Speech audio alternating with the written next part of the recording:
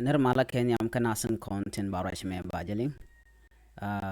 kan kono re raj dana bana lat me jira me jidit ka jan channel me de jogono jin nyak ler makanetin ko ken an wala shenga badak ka pai de chron kin daro de jan dang ron wan an ler balinga jan gwasa me ler mi shala dan go shaga de shukka de shaka ngot ke shaka nak with Uganda re which ka Uganda ka gada to ka gat South Sudanese ke ka gat Junubin ban roja me ban je kulo kwena gwa goro no jin be subscribe ka bi nywaka netin koken ka ku share ba ku je kweng pin goro no jin bi Nor Online TV be ja goro ba ka bi notification bell bi just fine ko bileren kono ba nonka Nor Online TV bi kan chamala shukaji ka gwa sa dana pai ka bareke ja an lar ban ga jan gwas me lar mi be be long chit ka me shane no ne ga dang de ti shangot wood Uganda kaka gat South Sudanese ke gat Jinobin tin shangre we ke Uganda ka gwana ken teken ka South Sudan ban je chulin kel ka do brana to ke je biya je nyak nasin ko ken ko bilar tv kan chamala chu gwas tin gor kon gen o de ko ten ban je chulin no no gwasa me shala no shaga de shop ka die shaka ngot wood Uganda ka Luwero district Luwero district jen a wich Uganda ngai kone South Sudanese tongwana long chicken gat ken chicken ganang ka Uganda take a win to goal ten content re wich ka Uganda Luwero district jen gwada dan and talk nemetin ban wewe ka na motwo gedi bukon ngach ka jen lerame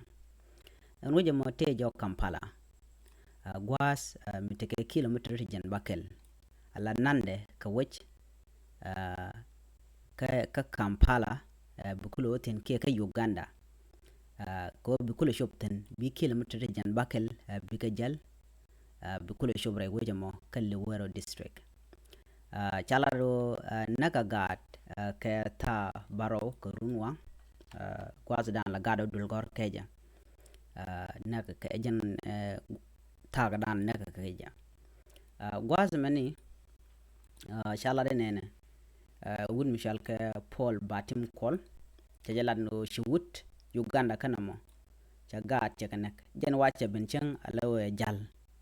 minak bode mitel kon mi chama an gwas mo shu man gan chu jogo no enak bota mite ko kon mi de yana kama de cham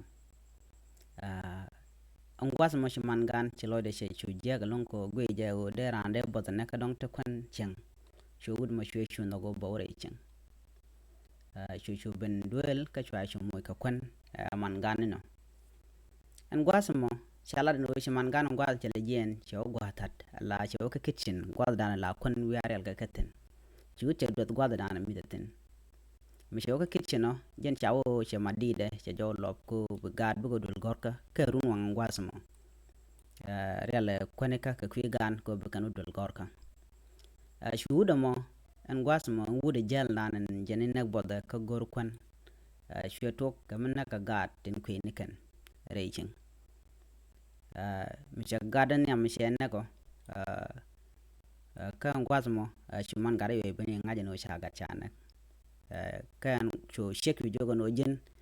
gore yo to shop ke million diok ke 3 million Uganda shilling amu wi kan ngun chan garu chan ga benak an gwas mo ci shega jogo no han tele yo de ka no an gwas mo shud mi shanga jano ci shega jogo tele yo shud mo sho gadang diech kan dial cho kanak mi shega na kan dialo wa gwas mo ni chu jen ke chu de ten gwas mo no brai chalat gwas me ram kel me te ka jen Luwero district nya Sunday Sudan che jela no chawudo mo chaje keb kum Uganda chaje keb je kum Uganda ka Luwero nya Sunday chenga ka Luwero ba gwadan to re gamoten chala do shirye gam network la da media ram shell broadcasting no man ko no gorban linga jan gwasme kere ka chito re ki Uganda dera ler mo ne diala kon shengan wini tin chenga Uganda tela kan jala kan ka no go bëgg bare doro kien jalma dong sha ram mar kana biaje nong chang ka jano ngai ka jeno Uganda to wan ka gwas mi shola kanal ta kan kana ka gor yon karwada la kana gujeno South Sudanese taken ka yo ko buga gat ken bukan ko gwar ka Uganda shan kan dol tidit tita ka jurmi di da long yur kan yo to wan pin Uganda kan shwa gujeno riang South Sudanese long ray wochin wini an gwas mo la kan shwa gor no bikan as bikan ka kep dong buga dol bukan tol buga kwa bukan nang no buga yo bukan ka majwi share nan kan mo balle ana mo kel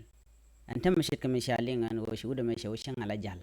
ka shwa ga dang de chwa kan kan dial ko gor yo 3 million no ka jeno tele man gan tele je dor changa kel dong da gar ga de tik den dar je kul wel ka je choto ko ba garden tane ba kan ke to ka shwa wo ba shwa nan kan dial kan ga dang de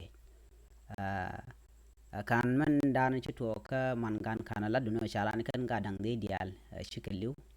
ka she kan wodan udum na wuju gandam shala do sha ke ban tama ka ta danan shalinga je ka to re ka me ke Saturday in paiwa jere mi to ka Saturday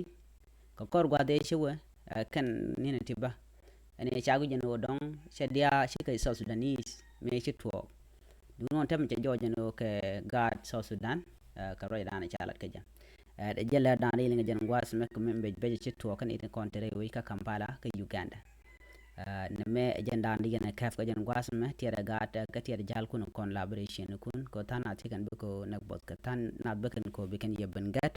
be ko kun kan ka be tek tun be kan bat ajalla dandi len jen gwas me be at ka mal nyoga je kan ite ko kena konen kaneling ko be lerti be kan chamala chu gal ten gor kon gan wode ko ten be at ka mal